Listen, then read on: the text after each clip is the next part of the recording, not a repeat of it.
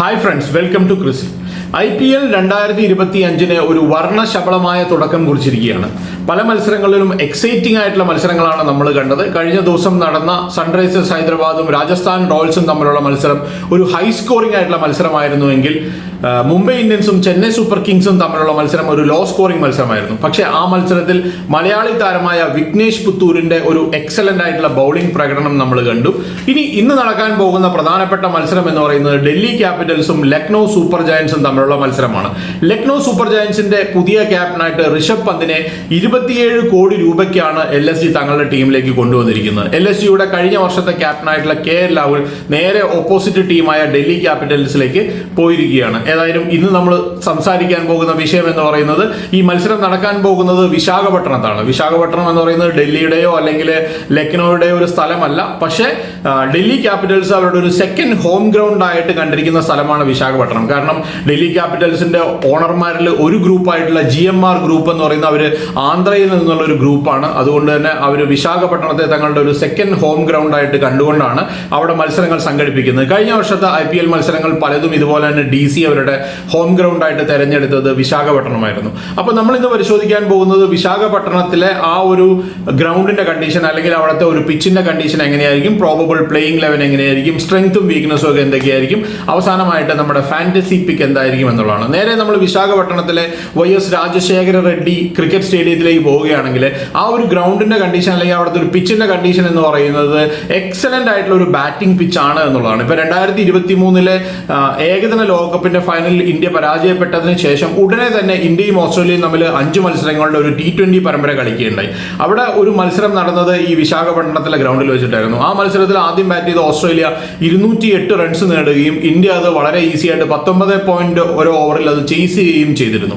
അപ്പോൾ നല്ല എക്സലന്റ് ആയിട്ട് റൺസ് വരുന്ന ഒരു ഗ്രൗണ്ടാണ് വിശാഖപട്ടണത്തിൽ. കഴിഞ്ഞ വർഷത്തെ IPL മത്സരത്തിൽ ഇതുപോലെ തന്നെ ഡൽഹി ക്യാപിറ്റൽസും കൊൽക്കത്ത നൈറ്റ് റൈഡേഴ്സും തമ്മിലുള്ള ഒരു മത്സരത്തിൽ കൊൽക്കത്ത നൈറ്റ് റൈഡേഴ്സ് ആ ഒരു ഗ്രൗണ്ടിൽ 272 റൺസ് എന്ന് പറയുന്ന വലിയൊരു സ്കോർ നേടുകയും ചെയ്തിരുന്നു. അതുപോലെ തന്നെ ചെന്നൈയും ഡൽഹിയുമായിട്ടുള്ള മത്സരത്തിൽ 190 റൺസിന് മുകളിലുള്ള ഒരു സ്കോർ പിറന്നിരുന്നു. അപ്പോൾ 200 റൺസിൽ കൂടുതൽ വരാൻ സാധ്യതയുള്ള ഒരു ഗ്രൗണ്ടാണ് വിശാഖപട്ടണത്തിലേത് എന്നുള്ളതാണ്. ഇനി നമ്മൾ അവരുടെ ഒരു പ്രോബബിൾ ടീം എങ്ങനെയായിരിക്കും, രണ്ട് ടീമുകളും എങ്ങനെയായിരിക്കും അവരുടെ ഒരു പ്രോബബിൾ ടീമിനെ അണിനിരത്താൻ പോകുന്നതെന്നാണ് പരിശോധിക്കാൻ പോകുന്നത്. നമ്മൾ ആദ്യം ഡൽഹി ക്യാപിറ്റൽസിന്റെ ടീം എങ്ങനെയാണെന്ന് പരിശോധിക്കാം. ജെയ്ക്ക് ഫ്രേസർ മക്ഗൂർഗ് എന്ന് പറയുന്ന ഓസ്ട്രേലിയൻ താരം കഴിഞ്ഞ വർഷം DCക്ക് വേണ്ടി നല്ല പ്രകടനങ്ങൾ കുറച്ചൊക്കെ അദ്ദേഹം കാഴ്ചവെച്ചിരുന്നു. അദ്ദേഹമായിരിക്കും ഓപ്പണിംഗ് സ്ലോട്ടിൽ ഉണ്ടാവുക. അദ്ദേഹത്തിന്റെ കൂടെ ഓപ്പൺ ചെയ്യാൻ പോകുന്നത് ഫാഡ് ഡുപ്ലസി ആയിരിക്കും. കാരണം ഫാഡ് ഡുപ്ലസി കഴിഞ്ഞ വർഷം റോയൽ ചലഞ്ചേഴ്സ് ബാംഗ്ലൂരിന്റെ താരമായിരുന്നു. ഈ വർഷം ഡൽഹി ക്യാപിറ്റൽസിലേക്ക് ബേസ് പ്രൈസിലാണ് അദ്ദേഹത്തിനെ കൊണ്ടുവന്നിരിക്കുന്നത്. എക്സലന്റ് ആയിട്ടുള്ള ഒരു ബാറ്ററാണ്, നല്ലൊരു ലീഡറാണ് എന്നൊക്കെ നമുക്ക് അറിയാവുന്ന ഒരു താരമാണ്. ആ നമ്പർ 3 പൊസിഷനിലേക്ക് വരുമ്പോൾ അവിടെ കഴിഞ്ഞ വർഷത്തെ LSGയുടെ ക്യാപ്റ്റൻ ആയിട്ടുണ്ടായിരുന്ന KL രാഹുൽ ഈ വർഷം ഡൽഹി ക്യാപിറ്റൽസിലേക്ക് മാറിയിരിക്കുകയാണ്. അപ്പോൾ അദ്ദേഹമായിരിക്കും നമ്പർ 3 പൊസിഷനിൽ ബാറ്റ് ചെയ്യുന്നതെന്നാണ് പ്രതീക്ഷിക്കുന്നത്. നമ്പർ 4 പൊസിഷനിലേക്ക് വരുമ്പോൾ അവിടെ അഭിഷേക് പോറലായിരിക്കും. അദ്ദേഹം ഒരു എക്സലന്റ് വിക്കറ്റ് കീപ്പർ ബാറ്ററാണ്. അദ്ദേഹത്തിന് ചിലപ്പോൾ നമ്പർ 3യിലും പരീക്ഷിക്കാനുള്ള സാധ്യതയുണ്ട്. അങ്ങനെയാണെങ്കിൽ KL രാഹുൽ കുറച്ച് ബാക്കിലേക്ക് ബാറ്റ് ചെയ്യുമെന്നുള്ളതാണ്. ഇനി നമ്പർ 5 പൊസിഷനിലേക്ക് വരുമ്പോൾ ത്രൈസ്റ്റൺ സ്റ്റബ്സ് എന്ന് പറയുന്ന സൗത്ത് ആഫ്രിക്കയുടെ ബാറ്ററാണ്. ഒരു എക്സ്പ്ലോസീവ് ആയിട്ടുള്ള ബാറ്ററാണ്, എക്സലന്റ് ആയിട്ടുള്ള ഒരു ഫീൽഡറാണ്. വേണമെങ്കിൽ അദ്ദേഹത്തിന് വിക്കറ്റ് കീപ്പിംഗ് ജോലി കൂടെ ഏൽപ്പിക്കാം എന്നുള്ളതും ഉണ്ട് എന്നുള്ളതാണ്. ഈ നമ്പർ 6 പൊസിഷനിലേക്ക് വരുമ്പോൾ കഴിഞ്ഞ വർഷം പഞ്ചാബ് കിങ്സിന് വേണ്ടിയിട്ട് ഒരു ഇമ്പാക്ട് പ്ലെയർ ആയിട്ട് വന്ന് വലിയ ഇമ്പാക്ട് ഉണ്ടാക്കിയ ഒരു താരമാണ് അശുതോഷ് ശർമ്മ. അദ്ദേഹം റെയിൽവേസിന്റെ താരമാണ്. അദ്ദേഹമായിരിക്കും ആ ഒരു നമ്പർ 6 പൊസിഷനിൽ കളിക്കുക. നമ്പർ 7 പൊസിഷനിലേക്ക് വരുമ്പോൾ അവരുടെ പുതിയ ക്യാപ്റ്റനായിട്ടുള്ള അക്ഷർ പട്ടേൽ ആയിരിക്കും. ഈ ഒരു സ്പിന്നർ ആയതുകൊണ്ട് അക്ഷർ പട്ടേലിനെ ആ ഒരു പൊസിഷനിൽ പറഞ്ഞു എന്ന് മാത്രമേ ഉള്ളൂ. ഒരു ലെഫ്റ്റ് ഹാൻഡർ ആയതുകൊണ്ട് തന്നെ ഇന്ത്യക്ക് വേണ്ടി കളിക്കുമ്പോൾ പലപ്പോഴും അദ്ദേഹം മുന്നിലിറങ്ങി ബാറ്റ് ചെയ്യാറുണ്ട്. അതുപോലെ തന്നെ ഈ മത്സരത്തിൽ മുന്നിലിറങ്ങി ബാറ്റ് ചെയ്യുകയാണെങ്കിൽ അത്ഭുതപ്പെടാനില്ല എന്നുള്ളതാണ്. നമ്പർ 7 പൊസിഷനാണ് ഞാൻ പറഞ്ഞത്. നമ്പർ 8 പൊസിഷനിലേക്ക് വരുമ്പോൾ ഓസ്ട്രേലിയയുടെ ഫാസ്റ്റ് ബോളർ ആയിട്ടുള്ള മിച്ചൽ സ്റ്റാർക്ക് ആയിരിക്കും. കഴിഞ്ഞ വർഷം കൊൽക്കത്ത നൈറ്റ് റൈഡേഴ്സിന്റെ പ്ലേ ഓഫിലും ഫൈനലിലും ഒക്കെ നല്ല രീതിയിൽ ബോൾ ചെയ്യാൻ അദ്ദേഹത്തിന് സാധിച്ചിരുന്നു. പക്ഷേ ഇനീഷ്യലി ഉള്ള ലീഗ് മത്സരങ്ങളിൽ ഒട്ടും തന്നെ നല്ല പ്രകടനങ്ങൾ കാഴ്ചവെക്കാനായിട്ട് മിച്ചൽ സ്റ്റാർക്കിന് സാധിച്ചിരുന്നില്ല. മിച്ചൽ സ്റ്റാർക്ക് ആണ് ഈ പറയുന്ന ഡൽഹി ക്യാപിറ്റൽസിന്റെ ഒരു കുന്തമുന എന്നാണ് ഞാൻ പ്രതീക്ഷിക്കുന്നത്. ഇനി നമ്പർ 9 പൊസിഷനിലേക്ക് വരുമ്പോൾ മറ്റൊരു സ്പിന്നർ ആയിട്ടുള്ള കുൽദീപ് യാദവാണ്. അപ്പോൾ അവരുടെ സ്പിൻ ഡിപ്പാർട്ട്മെന്റ് എന്ന് പറയുന്നത് കുൽദീപ് യാദവും അക്ഷർ പട്ടേലും ചേർന്നാണ് കൈകാര്യം ചെയ്യാൻ വരാൻ പോകുന്നത് എന്നുള്ളതാണ്. ഇനി നമ്പർ 10 പൊസിഷനിലേക്ക് വരുമ്പോൾ മുകേഷ് കുമാർ, നല്ല രീതിയിൽ ബൗൾ ചെയ്യാൻ സാധിക്കുന്ന ഇന്ത്യൻ ബൗളറാണ് മുകേഷ് കുമാർ.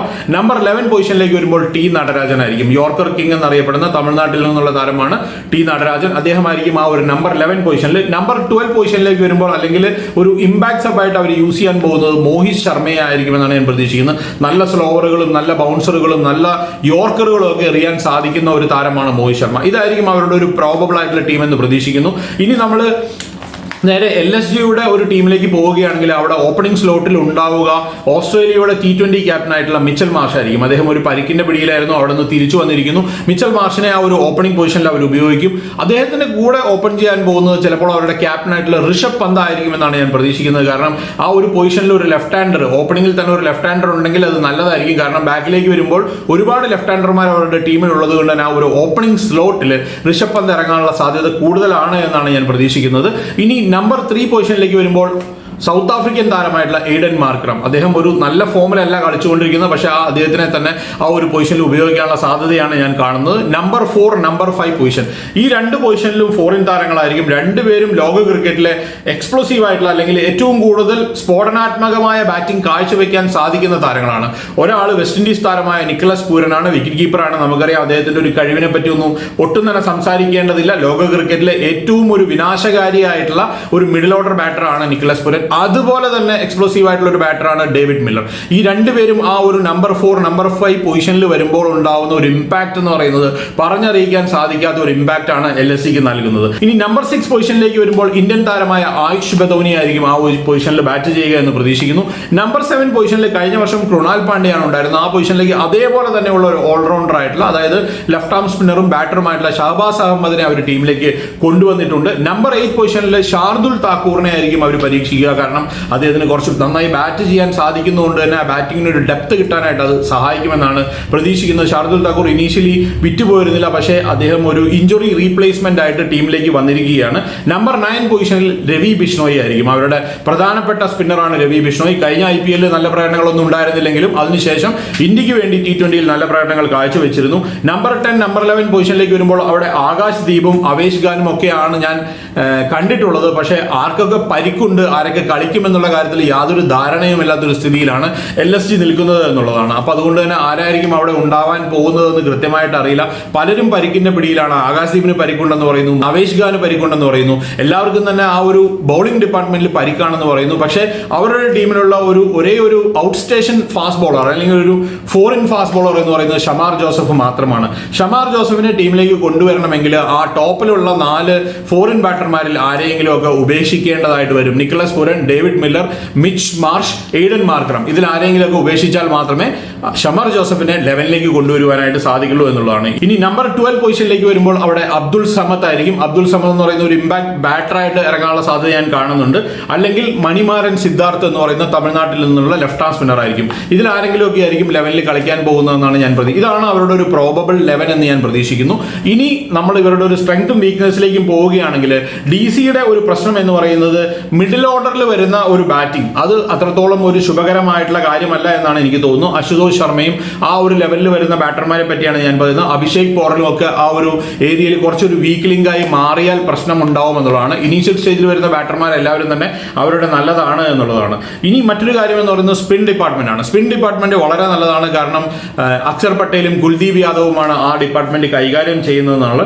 അതുപോലെ തന്നെ ഇന്ത്യൻ പേസർമാരും മിച്ചൽ സ്റ്റാർക്കും ചേരുമ്പോൾ അതൊരു എക്സലന്റ് ആയിട്ടുള്ള കോമ്പിനേഷൻ ആയിട്ട് മാറും. കാരണം ടി നടരാജനും മുകേഷ് കുമാറും ഒക്കെയാണ് മിച്ചൽ സ്റ്റാർക്കിനെ സപ്പോർട്ട് ചെയ്യാനായിട്ട് അവരുടെ ടീമിലുള്ളത്. LSGയിലേക്ക് വരുമ്പോൾ അവരുടെ ഏറ്റവും പ്രധാനപ്പെട്ട പ്രശ്നം എന്ന് പറയുന്നത് ഞാൻ ഇപ്പോൾ പറഞ്ഞതിനാണ് ഫാസ്റ്റ് ബോളിംഗ് ഡിപ്പാർട്ട്മെന്റിലുള്ള ഇഞ്ചുറി.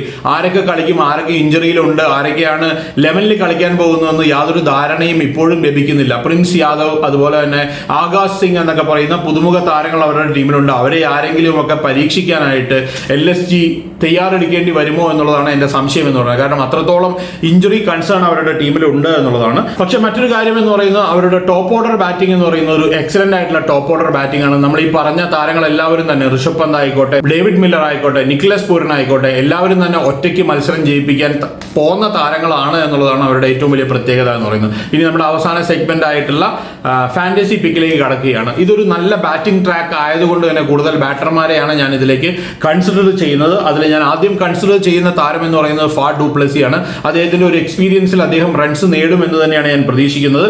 മറ്റൊരാൾ എന്ന് പറയുന്നത് കെ എൽ രാഹുലാണ്. കെ എൽ രാഹുലിനും ഇതുപോലെയുള്ള പിച്ചുകളിലൊക്കെ എക്സലന്റ് ആയിട്ടുള്ള പ്രകടനം കാഴ്ചവെക്കാൻ സാധിക്കുന്നതുകൊണ്ടാണ് അദ്ദേഹത്തിനെ ഉൾപ്പെടുത്തുന്നത്. മറ്റൊന്ന് ത്രൈസ്റ്റൺ സ്റ്റബ്സ് ആണ്.